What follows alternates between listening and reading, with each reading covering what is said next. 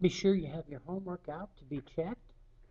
Remember, be on your best behavior as I won't be in the classroom today. If you need it paused at any time, just make sure you raise your hand so that it can be paused for you. The answers from your assignment last night, numbers 1 through 4. And I'll just randomly pick one of these 4 to just kind of go through. This one on number 2, they said a Y-intercept. The Y-intercept is where it's crossing the Y-axis, or where X is 0. It's the Y value where X is 0. So the Y-intercept was a negative 15. And then they asked me to find the slope. I have 2 points. I have 3, 0. And I have 0, negative 15. So it would be negative 15 minus 0 over 0 minus 3. A negative 15 divided by a negative 3, which is a positive 5. And again, if you need it paused so you can check your answer, just make sure that you've raised your hand. Number 5 through 7 are here. And again, when they're talking about finding the Y-intercept, you've got to remember the Y-intercept is where X is 0. It's that Y value. So you can see that on number 6, this would be 140. The slope would be the same thing that we did on the other side, and you can actually see it in the table a little differently. To get from 0 to 5, I would have added 5. So the change in my X value is 5. To get from 140 to 120, I subtracted 20. So the change in my Y value would be a negative 20. My change in Y divided by my change in X, negative 20 over 5, would be a negative 4. How can you determine the slope and the Y-intercept of a line from the graph? You can find the slope of the line using coordinates of 2 points, and then using this equation, y2 minus y1 over x2 minus x1.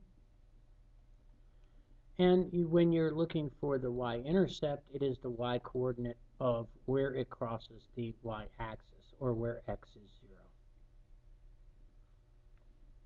And here's 8 and 9. These are real-world problems. And when you're looking at something like this, you can see that the rooms were cleaned. Where 1, it was 125. 2 was 175. So the amount that it's changing per room is 50 for every 1 room. So the rate of change is 50 per room. And the initial value would be where it was at 0. So if I'm going to take and add 50 this way, I have to take 50 off going this way. So I can see that that initial value would have been $75. In other words, there's a $75 fee and then $50 for each room. And number 9 is done the same way. Number 10, the rate of change and the initial value for the group lessons. The rate of change to get from 55 to 85 is 30. And again, if I had to take that 30 off, the initial value would have been 25. When I'm looking at the private lessons, the rate of change from 75 to 125 would have been 50. And if I took that 50 off, this would have been 25. So I can see both the initial fees are the same, but the rate for a group is 30, but the rate for private lessons is higher. It is 50. 11 through 13. Explain why each relationship is not linear. So if I was looking at this, the rate of change here from 4.5 to 6.5 is 2. This is 1. 6.5 to 8.5 is 2. This is 1. And from 3 to 4, the rate of change is 3, where this is 1. So the rate of change is constant from 1 to 3, but not from 3 to 4. The rate of change would have been 2 over 1, but by the time I get between 3 and 4, it would have been 3 over 1. When I go to look at this one, from 3 to 5 is 2. From 5 to 7 is 2. From 7 to 9 is 2. So I can see that my rate of change on my x is constant. 140 and 126, the difference between those is 14. 126 to 110 is 16. 110 to 92 is 18. So the rate of change isn't constant in any of these. 14 divided by 2 would be 7. 16 divided by 2 would be 8. 18 divided by 2 would be 9. In fact, if I went to graph this, this would be a curved graph. Okay. Describe the procedure you need to perform to derive the slope intercept form of a linear equation. Well, if you are looking for the slope intercept form of a linear equation, there are two things that you're going to need to know. You need to find m, the slope, from a random point x and y on the line and between 0, b, which is fine. Any 2 points would work. And you need b, which is the y-intercept.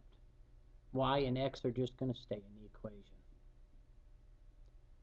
Again, remember, at any point in time, this can be paused. Today's lesson's out of the packet, page 372. Today we're going to be talking about graphing using slope and the y-intercept. You'll notice that both number 2 and 3 are in this form, y equals mx plus b. So we're going to write down what m is, and we're going to write down what b is. M is the value that's in front of x, it's 1 over 2. And b is the value that follows that, which is a positive 1. Remember that the y-intercept is the starting point, so I'm going to go 1 unit up. This is where b is. This is my y-intercept.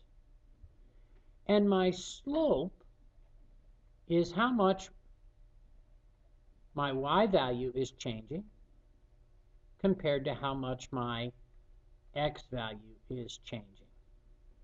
And I really recommend when you're looking at the slope that you look at the sign of the slope. This is positive, so I know it should be going in a positive direction, forcing me uphill. It says that my y value has got to change 1, while my x value is changing 2.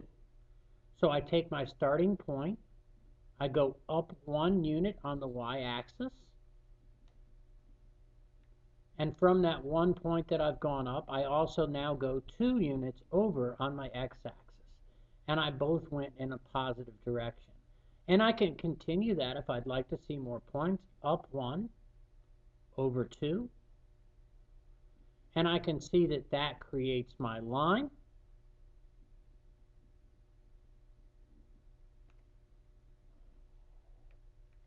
And I'm just going to connect my dots.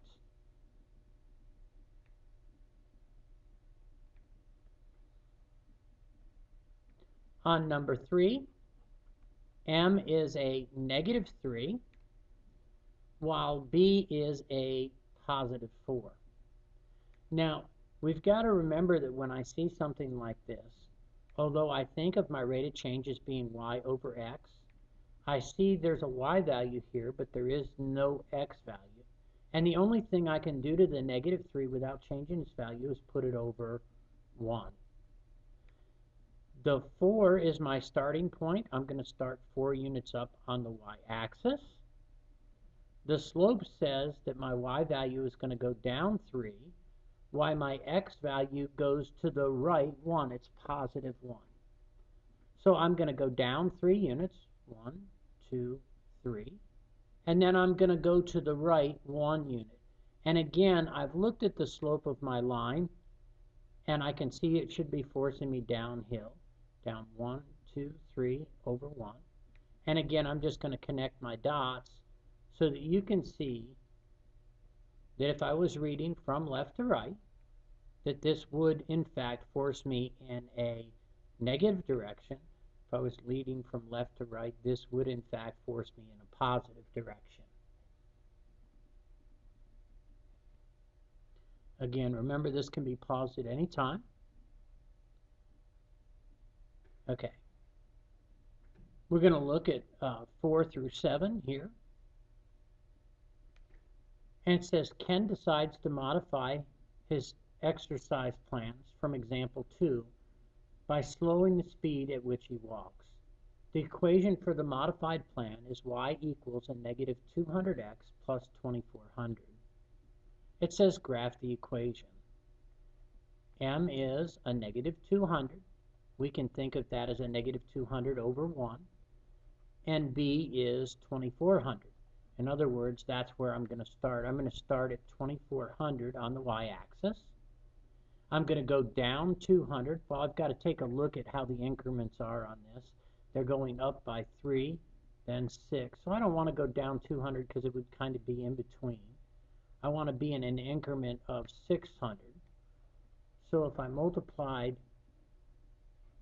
this by 3 over 3, it would be a negative 600 over 3.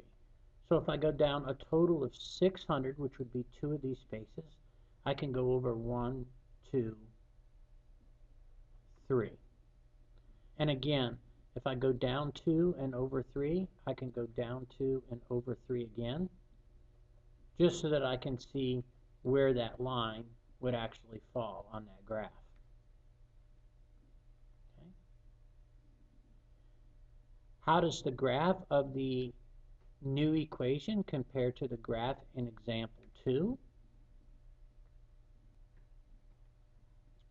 If you look back on page 372, you'll see that in example 2, the equation was y equals a negative 300x plus 2400. So it had the same y-intercept. The y-intercepts would be the same.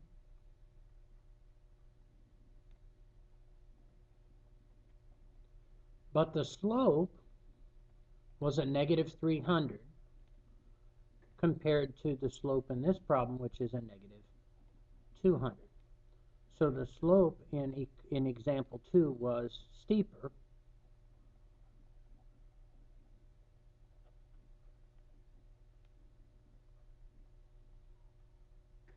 In fact, if I put it here on the graph, it actually intersected at 8. And so I can see example 2 would be here, and this would be for number 4 right here. Will Ken have to exercise more or less to meet his goal? So if you're taking a look, and I'm using this, he's obviously going to exercise for 12 hours to meet his goal, compared to 8 hours to meet his goal from example 2. So he's going to have to exercise 4 more hours using this equation. It says, suppose Ken decides that instead of walking, he will jog, and he burns 600 calories per hour. Well, it would look like this. Y equals a negative 600x plus 2400. If I went to graph it, it would still have the same y-intercept. It'd be going down 600 every hour. So it'd be going down 2 and over 1. Down 2 over 1. Down 2 over 1. Down 2 over 1. And I could see that he'd meet his goal in 4 hours. So he would actually have to exercise way less time-wise if he jogged.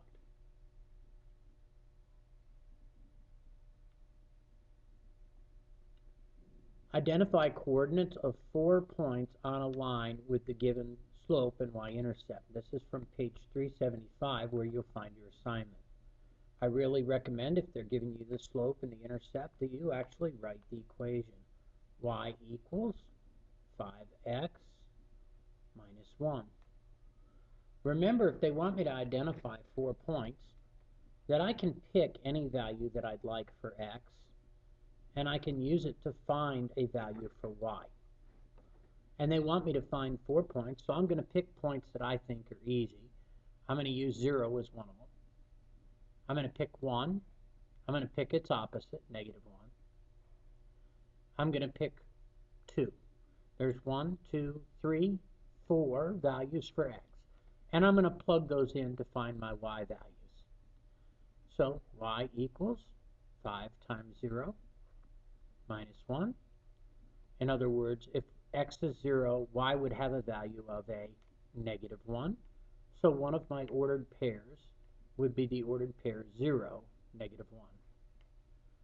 Then I'm going to do y equals 5 times 1 minus 1. Well, 5 times 1 is 5, minus 1 is 4. So the second ordered pair I'm going to find is the ordered pair 1 and 4. Y equals 5 times a negative 1 minus 1. 5 times a negative 1 would be negative 5. Minus 1 more would be a negative 6. So my third ordered pair would be a negative 1, negative 6. Y equals 5 times 2 minus 1. 5 times 2 is 10. Minus 1 more would be 9. So this would give me the ordered pair 2 and 9. Remember, if you're picking the values for x, not everybody is going to pick the same values. So when you're looking over your assignment tomorrow, it would be a good idea if everybody picks some of the same numbers. If it's a fraction, I really recommend that whatever you pick would be divisible by that denominator. There would be a multiple of whatever the denominator of my slope would be. Your assignment today is to do page 374 through 376. Please make sure you're on your best behavior.